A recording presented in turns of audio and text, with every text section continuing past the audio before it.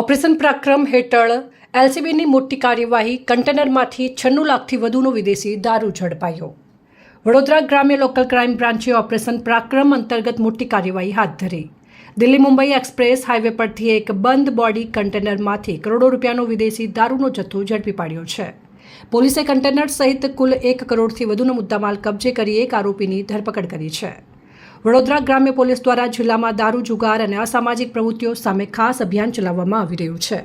Police મહાનિરીક્ષક Sandeep સિંહ અને police અધિક્ષક સુશીલ અગ્રવાલના માર્ગદર્શન હેઠળ ઓપરેશન પરાક્રમ અંતર્ગત લોકલ ક્રાઇમ બ્રાન્ચની ટીમ પેટ્રોલિંગમાં હતી ત્યારે એલસીબીના સ્ટાફને ચોક્કસ બાતમી મળી હતી કે ટાટા કંપનીના કન્ટેનર નંબર HP 12F2943માંથી ભારતીય બનાવટનો વિદેશી દારૂનો જથ્થો ભરેલો છે।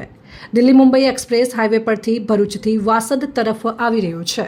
બાતમીના આધારે એલસીબી પોલીસે ગોકુળપુરા ગામની સીમ નજીક હાઈવે પર વોચ ગોઠવી કન્ટેનરને અટકાવી તપાસ હાથ ધરી હતી। તપાસ દરમિયાન કન્ટેનરમાંથી વિદેશી દારૂની કુલ 1290 પેટીઓ મળી આવી હતી, જેમાં કુલ 61,920 ક્વાર્ટરિયા હોવાનું સામે આવ્યું। પોલીસે અંદાજે 96,59,000થી વધુ કિંમતનો દારૂ, એક મોબાઈલ ફોન અને કન્ટેનર મળી કુલ 1,06,69,000થી વધુનો મુદ્દામાલ કબજે કર્યો। પોલીસે કન્ટેનર ચાલક લખન મહિપાલ બિશ્નોઈ રહેવાસી જોધપુર રાજસ્થાનની ધરપકડ કરી પૂછપરછ હાથ ધરી હતી। પ્રાથમિક તપાસમાં દારૂનો જથ્થો ગોવાથી ભરાયો હોવાનું અને ગુજરાતમાં સપ્લાય થયો હોવાનું સામે આવ્યું। આ મામલે વડોદરા તાલુકા પોલીસ સ્ટેશનમાં પ્રોહિબિશનનો ગુનો નોંધાઈ વધુ તપાસ હાથ ધરવામાં આવી છે। Report Parveen Vasava, Pradeep Tantral, news Vadodara.